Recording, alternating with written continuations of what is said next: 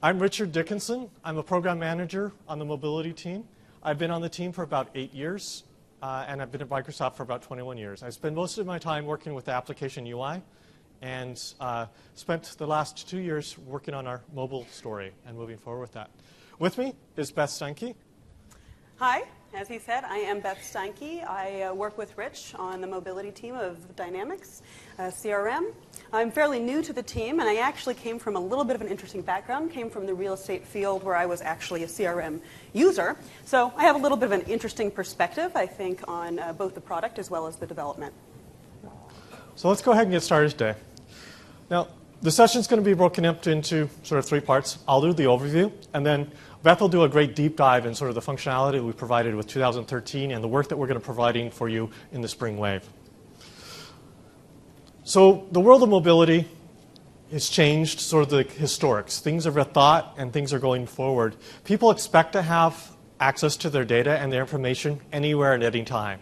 Now that goes from the level of, hey, I just need essential information, to I need very detailed information and very specific user experiences around a specific process, such as a greeting application that you saw in the keynote. We also are working with the world of devices that come in that aren't controlled by the company. This is sort of a new phenomena. Before, you used to get issued your company BlackBerry, and you had your personal phone. Today, it's actually just one phone: iPhone, Windows Phone, an Android phone. With that level of bringing your own device to this table comes some really concerns around security. We also have the world of privacy, and people have been aware of the customer lists getting leaked. So you need to make sure you have a security story in play. But all of that needs to not hold back the concept of mobility is really necessary for salespeople to be successful. A big part of customer relationship management is about talking to the customer, interacting with the customer. So we want to make sure that our product enables that mobile user to have a great interaction with the customer and capture the key information so they can have a great deal. When we started this, our journey for 2013, we really wanted to come with a couple themes that we used to shape the product. We wanted a very reimagined user experience, all about clean simplicity, all about desirability to use it. We wanted to make sure that we baked in process agility into the core product just from the ground up so that you could actually manage your business process, understand what stage you're in, and what steps you needed to do to move to the next one. We wanted to make sure that you could use CRM on the go, all the way from the browser experience where we've enabled touch to a very optimized experience in the CRM for Tablets product. We needed to make sure we could go across different platforms. So we needed to make sure that we supported iOS. We needed to support Windows 8.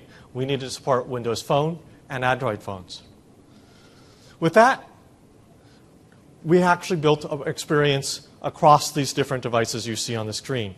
We built an adaptive UI for the browser experiences. We designed rich native experiences for the tablet applications. And we've actually designed phone applications that are more about that essential information you want to work with. And we work with devices that your users bring to the company. With that, let's go ahead and do a deep dive with Beth. Thanks, Rich.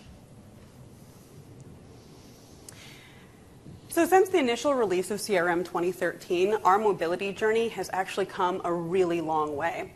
With that initial release, we did have CRM for tablets as well as CRM for phone, native experiences for both, but we've been really, really busy since then. Already, we've had an update that's been released, UR1. With that, we released iOS 7 capabilities, as well as additional language support for Chinese, both simplified as well as traditional, and Japanese, in order to be able to expand our reach into the Far East. With UR2 being released quite soon, there'll be Windows 8.1 compatibility. And then, coming after that, with our spring wave, will be Android compatibility, as well as a targeted 8.1 app, which will take our offline browsing experience that's been available for our online customers and make it so that that's available for our on-premise customers as well. Also, the ability to sign out and reconfigure from within the app. So I'll hit those a little bit more later on. So real quickly, I'd like to give you an overview of the tablet experience. I'll be doing a demo in a little bit, so this will be pretty high level, and I'll do a little bit more as we go in. When the user initially enters the application, they're brought to the dashboard. This is really the home page for the application, where the user can browse, can find what they need. It's really the starting point, the jumping off point for all the work that they're going to be doing on the tablet client. On the dashboard, one of the things that we do support is charts. This does give some analytics on the go to the user, being able to see where they are with those deals, see that information that's really key to their success. And those are interactive charts, which you'll see a little later. One of the really great tools in the tablet application is our multi-entity search. It gives the ability to search over up to 10 different entities, and it really is convenient and powerful for that mobile user.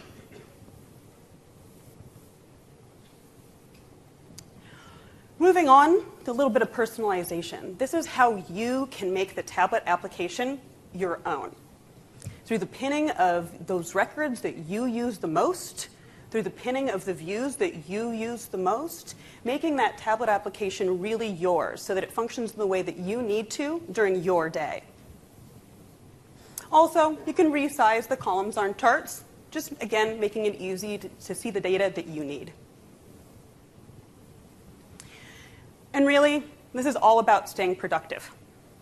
So we have a great form design that's really all about a touch-enabled experience, really optimized for touch, as well as optimized for really having that quick insight into whatever you're dealing with. So we have all your relationships brought down as tiles onto the entity form, as well as your activities and everything using that same form definition as the web client. Process flow, really powerful tool in CRM 2013, and we support it fully. We have the same functionality as does the web client. Really great for making sure that you have those same experiences, both in the office as well as when you're out in the field, knowing right where you are with that deal and what you need to do next. In CRM 2013 tablet application, we optimize the create experience to be quick and simple, so that you can get that information that you need the most into that record, move on, so that you can then move on to that next thing that you're needing to do, capturing those essentials. We've also made it so that communication is a one-touch experience in the tablet application. So if you see a phone number on a field, or on a form, or in a grid, you can just touch it. We also have this great communication card, which, again, really makes it so that those contacts that you are reaching out to most often are just right there where you need them as a one-touch experience. So with that, I'm going to jump over, and I'll show you some of what I was just talking about.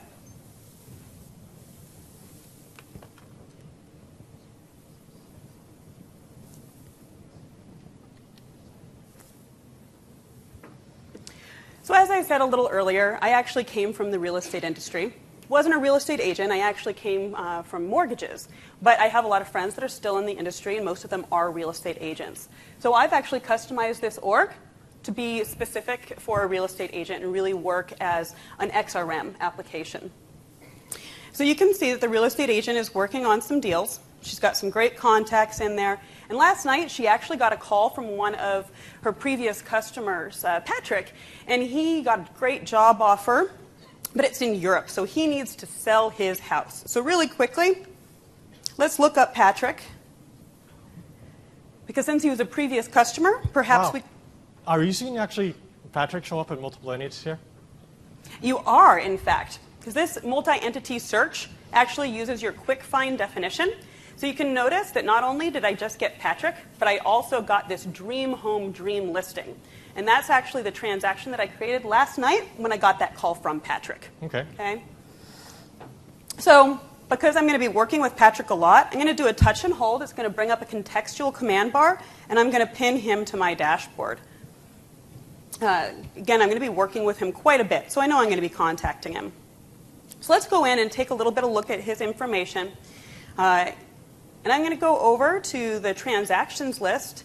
I'm going to do a touch and hold on that, and I'm actually going to switch the view to all transactions, because I know I've worked with him before. And here is actually when he bought the property that he's now selling. So let's look at that and see what we can glean that might help us. So Can go through and I can look back at the stages that were completed as this transaction happened, and you can see this is a buying process quite specific to that process of buying a home, helping a customer buy a home. And it looks like here that the offer that he made and the price that this home actually sold for when he bought it was $975,000, $980,000. So that's actually going to help me as I'm going through and trying to make a new listing price as he's wanting to sell his home now. I can also look and see that there's some notes as far as when he was looking at properties. Not so useful right now, but I can see that this Thomas Anderson was a title and escrow agent. I know he liked him. I remember that. So I'm going to try to have him handle this transaction as well, really making sure that my customer is going to be comfortable, especially since he's going to be out of the country for most of this transaction. So now I'm going to go and I'm just going to hit the back, and I'm going to go back and I'm going to look at the current transaction that we're working on. And you can see that this process is actually a different process. This is the selling process. And, I've already done some work here, put in some quick fields when I was talking to him last night, but I do still need to work on that list price. And so, you know what, I'm going to call Patrick because I know he actually did some work on the home since he bought it, and I want to make sure and wrap that into the price.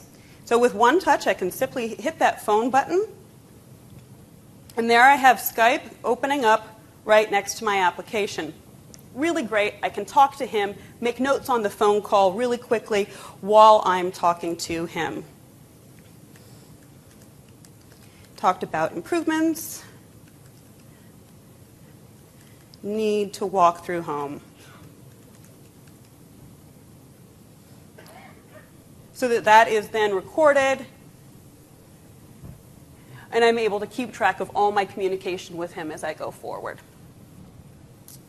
So what you've just shown is the ability to have two different processes on the same entity. So in the sales experience, that would have been about the opportunity. So we would have an opportunity that may be designed for a small business, and you do very quick stages, where you're working with an enterprise where it's a very long system and there's lots of checks and gates that you want to work with. And that flows right down to the experience. Absolutely. And you can even switch those processes right from within the app. So if perhaps you start out with a deal that you think is going to be following one process, and then it turns out that they're actually interested in a whole different type of product, you can switch it and move into that other. Can you show us where we do that? Absolutely.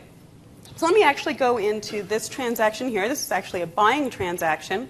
But if I swipe up to get my general command bar, and I go into my overflow, you can see switch process. And right there you can see the two customized processes that are available for this entity. So I can switch that to selling, and you'll see that both the stages and the steps update to be specific to that type of transaction. Right. Now, real estate agents, they don't do a whole lot of deals, but the deals they do are very important. We're a couple months into the year. So one thing that she may want to do is go and look at where she's standing and what work she has to do in order to actually make the money that she needs. So she hasn't closed anything yet, but she's got some great stuff in the pipe. She's got a couple different listing transactions, and of course these, if she does it right, she can actually make commission on both sides. So she'll want to focus in on those. And then she's got a buying transaction as well. Great. She knows she's probably going to want to get a couple more in though. But this does give her a good overview of where she's standing so that she knows if she's going to hit those goals. These are interactive charts, so if I was to touch on the listing section, it's going to go in and it's going to show me those two listings. And if I then touch on the other part of the chart, it'll then filter on that. So with that, I'm going to switch back over and we can talk a little bit more.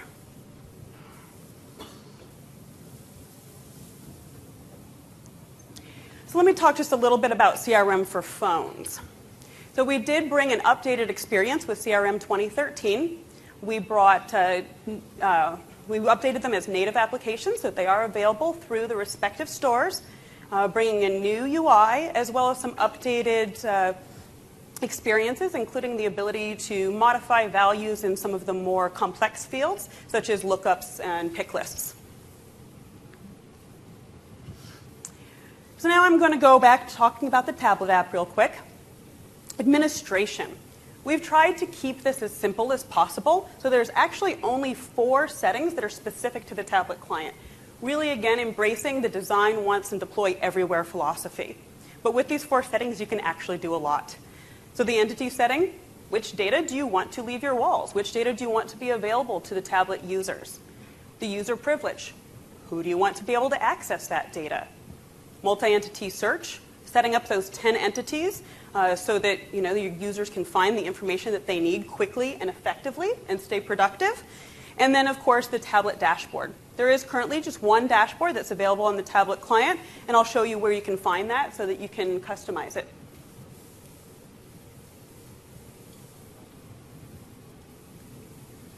So speaking of entities, let's talk about entity support. So first thing I really want to make clear and drive home is that custom entities are supported. It's that simple. You mean custom entities are supported? Custom entities are supported. It's a common question, so we want to say it really is that. And that does include custom activities. I want to make sure that that's clear, because that is another question that we get a lot.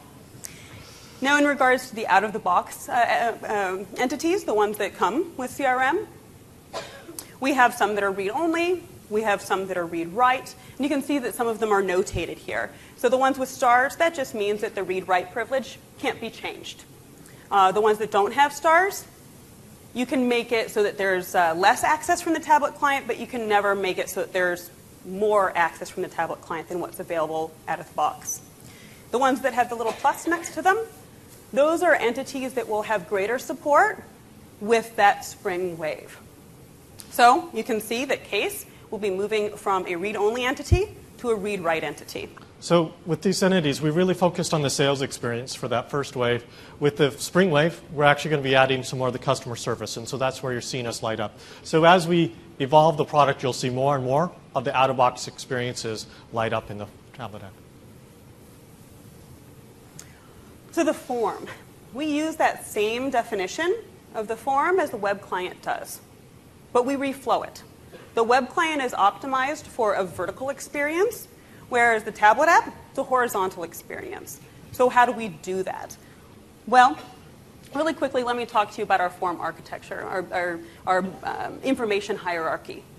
So typically, the forms are that in the three-column layout, in that first column, you have your important fields, right? Your information. In the middle column, you have your activities. And in the right column, you have your important contacts, the other records that you are going to want to reach out to, perhaps, as you're working with this record. Okay? So with our reflow, we really wanted to make sure that information hierarchy kept intact. So let me just walk through here real quick. We start at number 1. That's the relationships that are in the navigation pane on the CRM 2013 web client. We take those, we render those out as relationship tiles on the entity form. Okay? If you move down to number 2, that's your header fields, your most important fields. So we keep them in a most important place. We put them at the top of your very first column. We make them in bold so that the user can see that important information very quickly. Next, the process control. Also very important. We want to make sure the user can still access this. We handle it a little bit differently. We actually split it out. So the stages are always up across the top of the screen, and then the steps are in that second column, again, right there where the user can access them easily. After that, we go through tab by tab. Each tab we go through, we grab all the fields. We keep them in order. We render them out. For that first tab, it'll be in the first column underneath those headers. For subsequent, it'll be further on down the form. After we've gotten all the fields, we just go through and we do the same thing for subgrids. We just grab them, we render them out. Do note that for the social pane, that 3-tab social pane, we do just take the activities and render that out as a subgrid. So real quick, I'm going to jump onto the web client, and I'm just going to show you where these few settings are.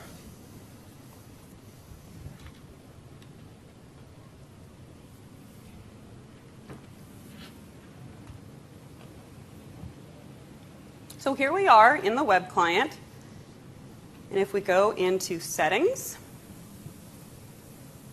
and from settings into administration,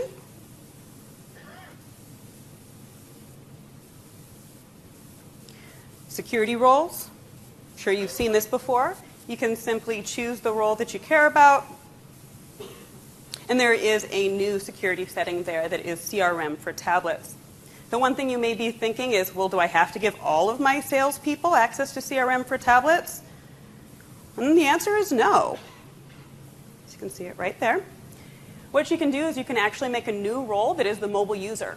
Give that role the mobile privilege, and then simply add that role onto those individual users that you want to give access to the tablet application. So you don't have to have this blanket, across.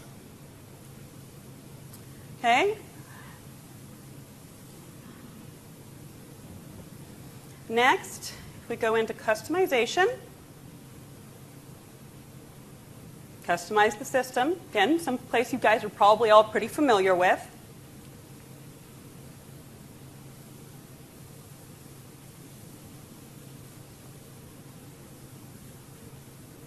If we look at our dashboards, by default, the tablet dashboard is called the sales dashboard. Now this can be, it's right there, this can be customized just in the same way as any dashboard. You can change the name if you like. Maybe just remember what it is so you can find it again. But here it is, just like any other dashboard. Okay? And if we go into an entity,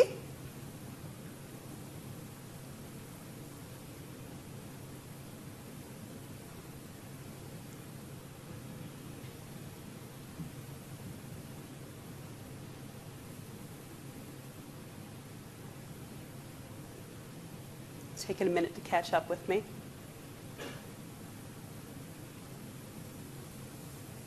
So while that's going, let's talk about the dashboard. We talked about the form layout. How do dashboards flow? So the dashboard, we go in basically a Z order, which is basically we just take it, we go across, then we do the next line, and we're just going to render it out so that those 6 items are just side by side on the dashboard. Okay. So here you can see in that top-level entity setting, CRM for tablets, as well as the option to make an entity read-only for CRM for tablets.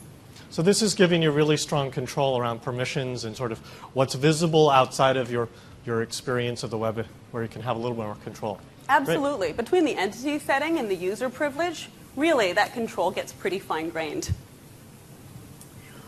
And then search. This is the one I always lose.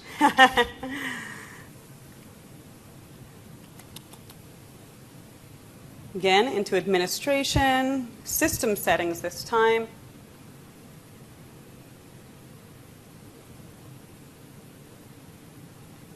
And then in this setup quick find section, you can see that there is this new button, select entities for search on CRM for tablets. And then you can simply move over those entities that you want to search across. Just keep your quick find definitions in mind, because if you have, say, 30, 50 entities, which are those 10 that are going to be most useful to your users? Great.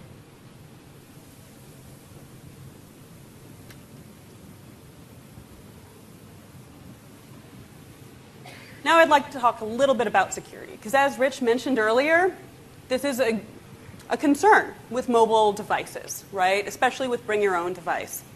So there's really 3 prongs to security. One is access control, which is really authentication. We use claims-based authentication, and what this really means is that we neither directly ask for nor store the user's credentials on the device. The authentication provider handles all of that for us. The next piece is data in motion. Simply put, we use HTTPS for all our calls. Secure channel. Lastly, data at rest. We do store data on the device. This allows us to separate the user interaction from the server interaction. It also allows us to give an offline experience, a browsing-based offline experience for those records that the user has viewed recently. Because of this, because we are storing data in order to enable these capabilities, we do recommend device-level encryption at this time.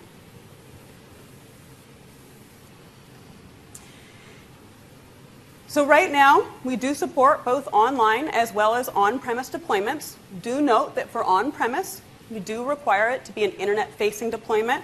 And of course, you do have to have your CRM server updated to 2013.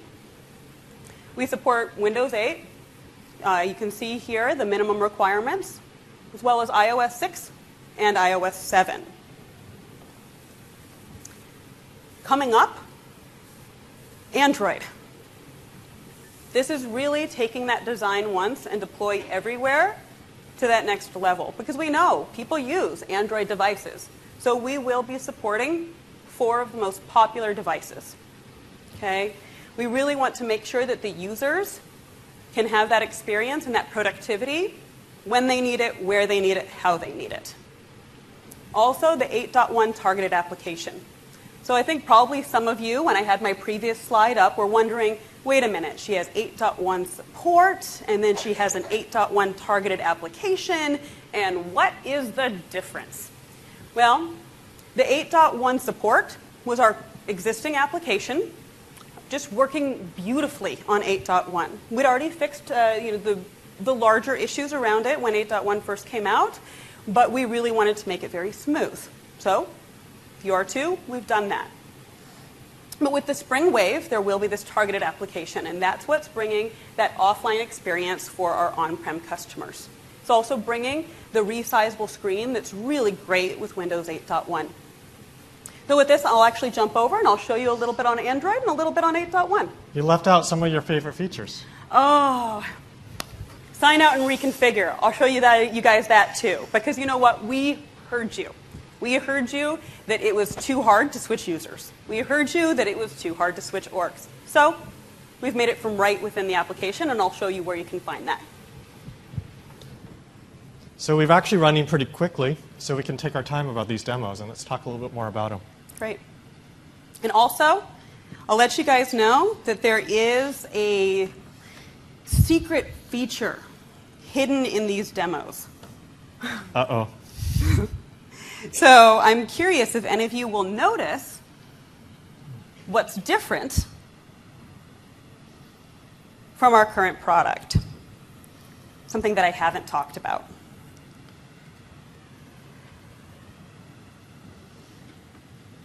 Okay. Oh, and it went to sleep again. There we go. There we go. So here you can see CRM for tablet running on an Android device. This happens to be an Asus. And you can see that it's really just akin in functionality to the application on other devices. Please note this is a production build. No, it's a beta build, not production. No. There we go.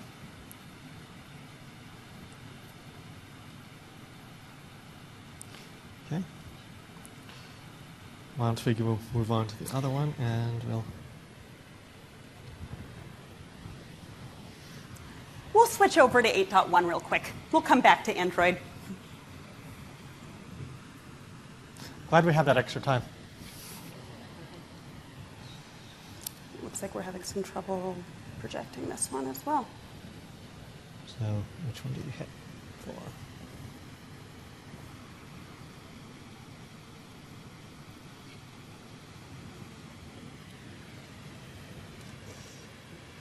Technology's great when it works, isn't it?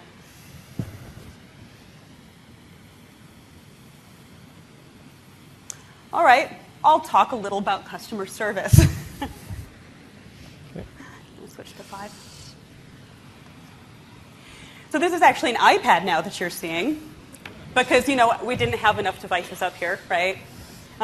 So you can see here that we have a very similar experience on iOS as what we have for Windows. And one thing that you'll notice is that this dashboard has actually been customized for a customer service person. You can see we have the cases, we've got some great charts around those cases, as well as their queue of cases that are available to work on. So you can see now that if I hit if I hit plus on the top of that case list, I get a case create form. So I can very easily create that case while I'm out in the field dealing with my customers. Perhaps I just went and did a site visit, and while I'm talking to them, they let me know about an issue, right? So I can really quickly say that as I was visiting AdventureWorks, We had a problem with last shipment.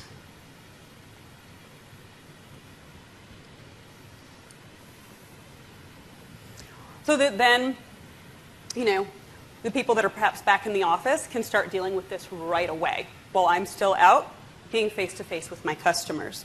Yeah.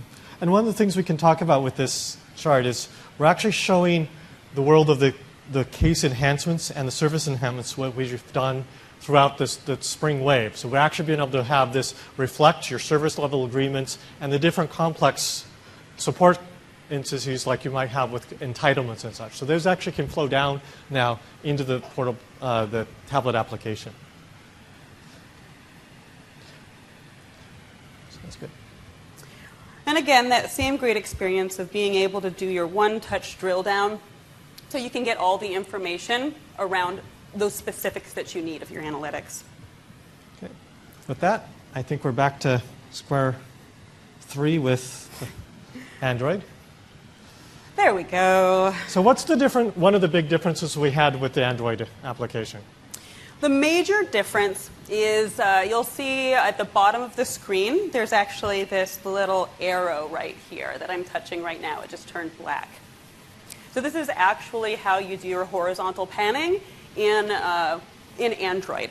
And this is actually just a sort of a known issue with Android, that we've taken this way to sort of work around the issue because we wanted to make sure and still have this great dashboard where the user would be able to see all that information that mattered. So we've actually had to break this screen up into pages, and what happens when you click that flipper is we move to that one column that you can't fully see and make that the first column. Yeah, so you can see the last one. It's kind of cut off right now. You want it, just go to that next page. So did anyone pick up on that secret feature yet? No? Ooh, curious if anyone's going to see it. I think you better create some more records then. I know, right?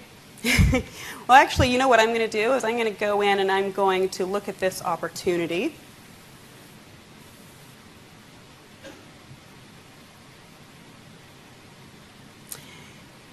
And you know what? This isn't the right contact.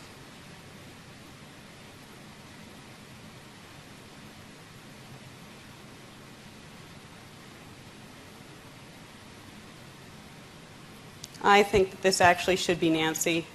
That was wrong.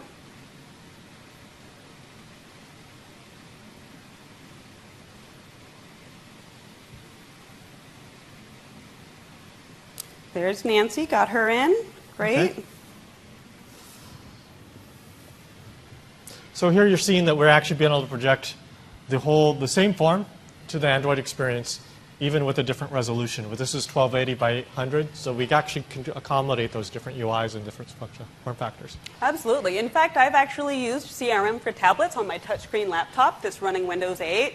And I love it because my lists get longer. I have even more space for tiles before it goes into that overflow experience, because it really expands out and takes up the whole screen and utilizes it really beautifully. One of the things we didn't get to demonstrate is on the iPad, we actually have that same functionality around the world of contacts, where I can actually call directly to them. Whoops.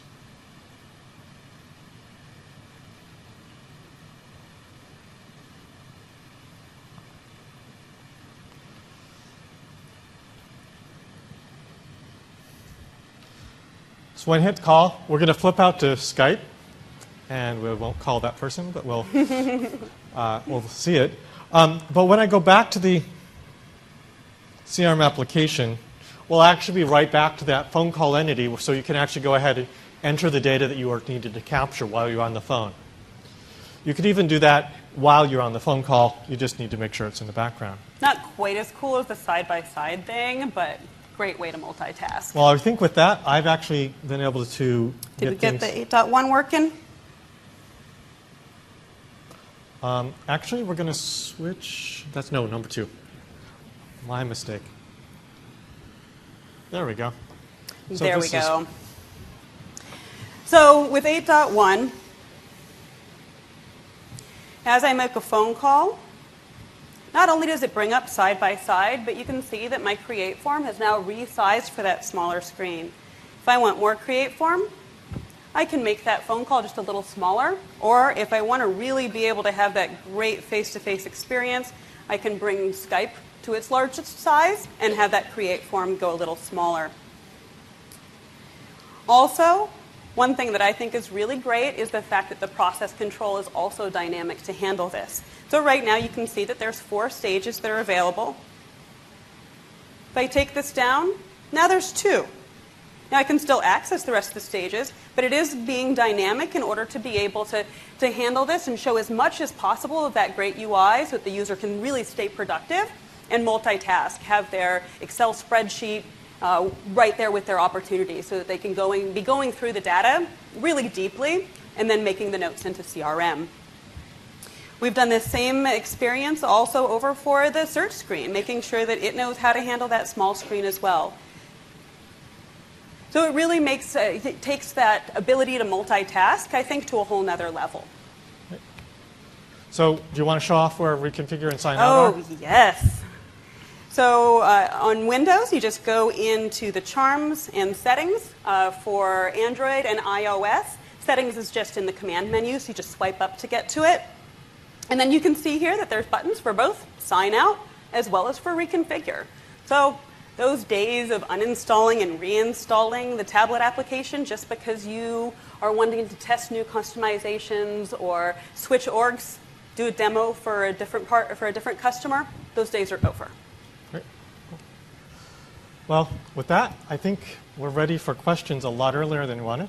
So feel free to ask some more detailed questions. We have mics in the aisles, and we can actually demo to specific questions that you have. Actually, I need to finish my job. So we started with the presentation. We talked about the design themes where we wanted to have a very reimagined experience. We want to make sure that we can have delightful experiences and have an awesome customer experience when you're using it. You'll want to desire to touch and work with this app. And we think we've delivered that. We've also made sure the process is inside of the whole product. It's in every view. It's any entity you need to have it. It's there. You can do multiple processes across an entity. And we've been able to deliver many different devices and many different platforms. And we just expanded that in the last 6 months. So we have questions over here in the left. I am in an environment where we're essentially doing the XRM more than traditional CRM. And as part of that, I've got some scripts and workflows to get things to work the way we want on some of our custom entities. How does that carry over to your mobile clients? It does carry over. In fact, let me switch over back to the real estate application really quickly. Yeah. I'll go and talk to that while she's changing it. So both scripts, so we actually made sure that we ported the client API so that it works on both in both the tablet application and the web application. But we also added this new functionality in CRM 2013 called portable business logic. And one of the reasons behind instantiating that new logic is so they could transfer it both through the different clients, but in the future through the different servers as well. So your client API is fully available there, and then portable business logic can run on both experiences. Your workflows with changing data, so those workflows will also be engaged. Mm-hmm. So let's go and demo it. I do have some small form logic that is running here in this solution. So you can see that if I actually change this transaction type from buying to listing, some of those fields actually changed, right? So for listing, you're going to have that property right away. You know what property you're listing. The list price, the list date. Those are all specific to a listing transaction. If I go back to the buying transaction, you can see that there's fields such as the budget amount, the number of bedrooms and bathrooms that they desire, and what type of property they desire, right? So, you can see that this was done with simple scripting, client API. It all carries through seamlessly. So I'll talk about a couple caveats. We do not support UI-based web resources. JavaScript web resources we support. It's the UI web resources we don't support today. But for those tasks that your users need to have those web resources, we do have an open-in button And what that does is it actually takes the user directly to the web application in that same form or that same grid that they were already in, so that then they can just continue that experience seamlessly and do that work that perhaps required that UI web resource. Does that answer your question? Yeah, and maybe I'll just add one other, again, from my environment. The whole process flow idea, well, I generally like it. I'm not sure it's at a stage where it does much for us yet, and yet the interface seems to be very oriented to that way of doing business. How useful is this interface in an environment where we're not making use of that? So can you go ahead and open up the account form? Just so we can see how we accommodate sort of the experience without it and with it. So we knew that people wouldn't have processes on every entity and every form. So we wanted to make sure that where they needed them, it was well accommodated, it was really upfront, and so sort of people understood the stage and the steps you want to work with. But here you can see on this form that you don't have it, and yet you don't really think about it. It just sort of, that header is a little cleaner, and there's the next column of activities is right there where you need to do it. So your interactive information is right there. Thanks. Question from the right? Yes, please. We talk about a lot tablets, sorry, Correct. for tablets here, but what about cell phones and mainly multiple platforms, because really we have a need for not only Windows Phone, there's still a lot of people using Angry Bird operational system and others, but also having the offline option. So let me go ahead and talk a little bit deeper about the phones, if I can get the right slide. So There you go.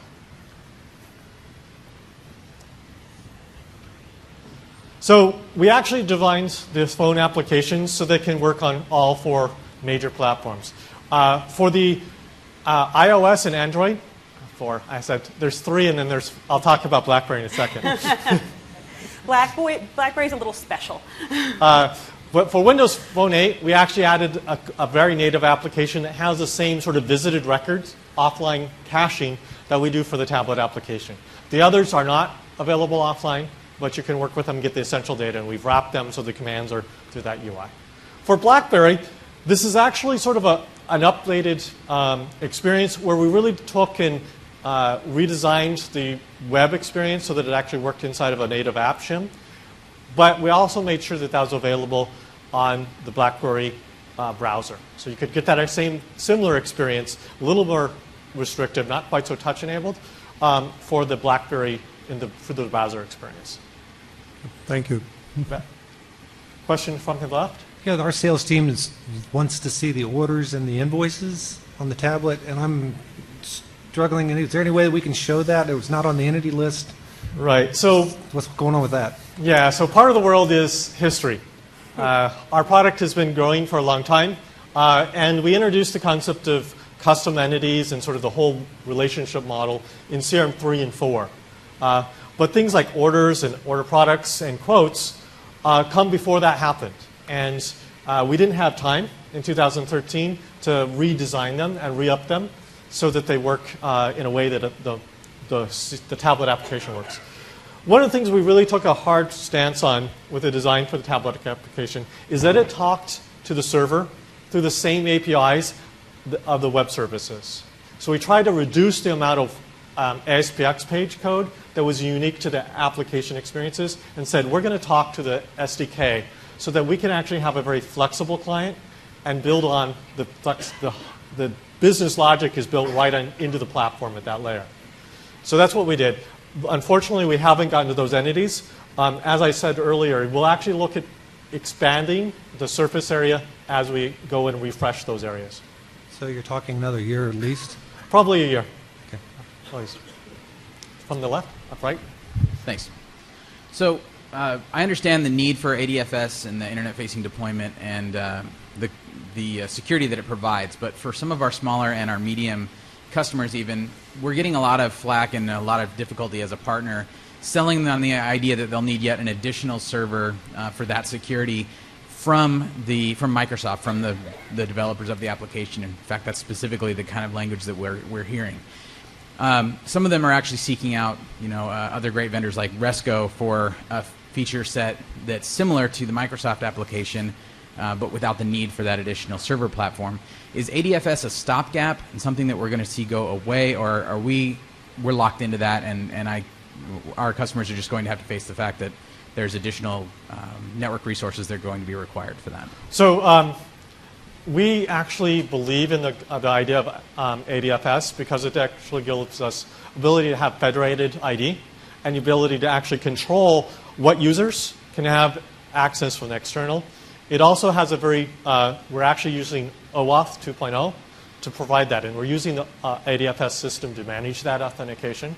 So we think that that's the future of where we're going, and we believe that's a much more controlled way of putting your server endpoints out to the internet. So that's what we built in. It also, when you look at iPads, they don't speak AD. So we needed something that they could speak. ADFS gives that the tool set to deliver that. So right now, you need to do a claims-enabled server.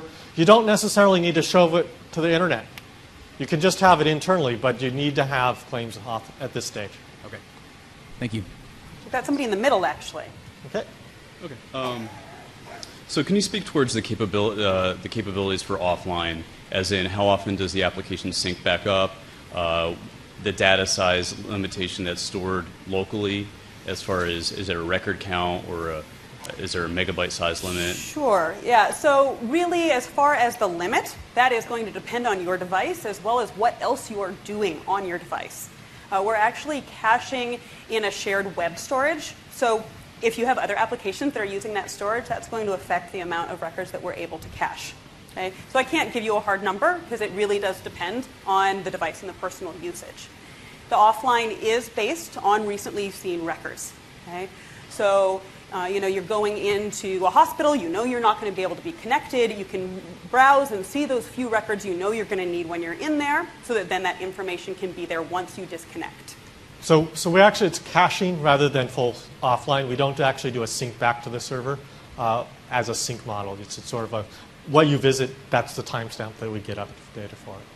But this is something, a deeper offline experience is something that we have certainly heard requests for, and we have heard those requests. And that's on our roadmap. There is in some time, we're looking to do a full offline sync model, more like the Outlook client model. But we want to make sure when we go there, we've actually built out the right system to do it, so that on Outlook, you have your laptops, you have more power, less restriction on memory and things of those sorts. We want to make sure we do it right, so we get a great user experience, but we also have a great offline sync model. Yeah. I will tell you, though, that we do have priorities for how we maintain that cache. So the dashboard is actually our first priority for maintaining, so that really important information is still there. And then those viewed records, the ones that the user actually drilled into, are then our next priority. So in our testing, we've actually gotten beyond 500 records. We haven't really gotten to the end unless we fake it. So it's actually a fairly large amount of cache data that can be available. So would you say it deals with the relationships of those records that are in that view? So, for example, you have an opportunity, it can pull down the account, possibly the contacts and related records. Let me go into detail, and way too much detail. Sorry, if it gets too boring, just yell and I'll stop. So when we actually go visit a page, we'll take the top level record and all of the detail fields that are shown, and we'll take the first page of the lists, the mapping of the list of what you're seeing. So if you've seen activities, you see 4 activities, we're going to say, hey, these are the 4 activities, we're going to cache those as well. We'll go to the next list and do the same thing for that page. You go visit another record, we'll do that same detail record, and then each of the lists, the first page of those lists. And that's just the model we have. When we run out of space, we'll go find that page that you visited the longest ago, and we'll remove the records from that. That'll be both the list elements and the detail record. So Rich, in regards to those activities that were related, are we able to bring down all of that data, or are we bringing down the data that they're seeing then in that list? So the data is sort of multi-staged. So if you actually visit the activity directly, we'll get all of the fields that are available in that activity detail form. If you just looked at it in the list, we'll only grab the fields that you saw in the list. So we sort of progressively fill out the cached record. Does that answer your question? Yeah, and a little bit more about the data. Does it also pull down, let's say, notes if you have attachments in those notes? Right. So again, the notes are just considered another simple list for us, so we pull down the notes that are right there in that first page. And one last question. So for the cross-application, I noticed that for Microsoft 8.1, you're allowing for dual application. I could run Skype at the same time that I'm working on a note. Do you see the future allowing for iPad or Android support for that? For example, Android does allow split views on some of those devices that you said you can support. Yeah, that's the challenge with that. For right now, iOS doesn't support it. There's just no way for us to do it. That's why we actually launched it, and then we actually loaded the thing in the background, loaded the create form behind. Yeah. For Android, that's actually one specific Android variant, and we're trying right now to be broad. But if we see that sort of experience is really high-end and really desirable for our customers on Android, we'll evaluate. Yeah, doing it's porting over the same type of work over to Android. There is some work involved, and so of course we want to make sure that it's going to be worthwhile for our users. But if it does turn out to be worthwhile, it's our users. We'll do what we need to do. Awesome. Thanks. Thanks. More questions? I think behind that bright light, there's somebody. Yeah, I'm right here. I'm still here. I had two questions. Great. One of my first question was around quoting being available on tablets, but that has been answered already. Yeah, sorry. We are working on more entities. It's just a process. My second question was around web resources on dashboard, and you have actually kind of touched on that, web resources on the forms. What we're seeing is that the charting capabilities inside Dynamics CRM are usually not enough for customers. Okay. So a lot of times we have had to use custom charting libraries, for example, and embed them as web resources, especially in the dashboard. Okay. So it's not supported right now, obviously. Where in the roadmap are you guys planning to introduce that support, at least on the dashboard side? It's on the roadmap. I can say that when we think about custom controls and custom UI altogether, there's sort of multiple levels to that. There's the data fields where you want to have a slider or a star rating, and that's sort of a bound data control, custom control, and that's one model we want to support. But we also see the sort of widget world or the mashup experience that we want to get to. We'll probably get to each of those at multiple different levels. One of the things that we're seeing with a HTML5 application that's been natively wrapped is you have to be really careful about controlling how things are rendered inside of any component. Otherwise, what happens is that one small component has an HTML link in it, and it takes over your app, and you've lost your application at that point. So when we introduce this, we want to make sure that we preserve that user experience that we've developed and make sure that the UI component is sandboxed into its own space. We don't have that solution figured out yet, but we are working on it, and it'll be the roadmap. It's not going to be in the near term, not in the next 6 months at least. Okay, thank you. Appreciate the need. I'm very aware of it. Well, if there's no more questions, we can go ahead and break a little bit early. We're only about 10 minutes early, but I really appreciate your time, and I hope you have a great time. We'll talk a little bit more about developing custom applications, sort of the process you would go for when to build a developed application versus a managed application in the session 414 tomorrow, about 2 p.m.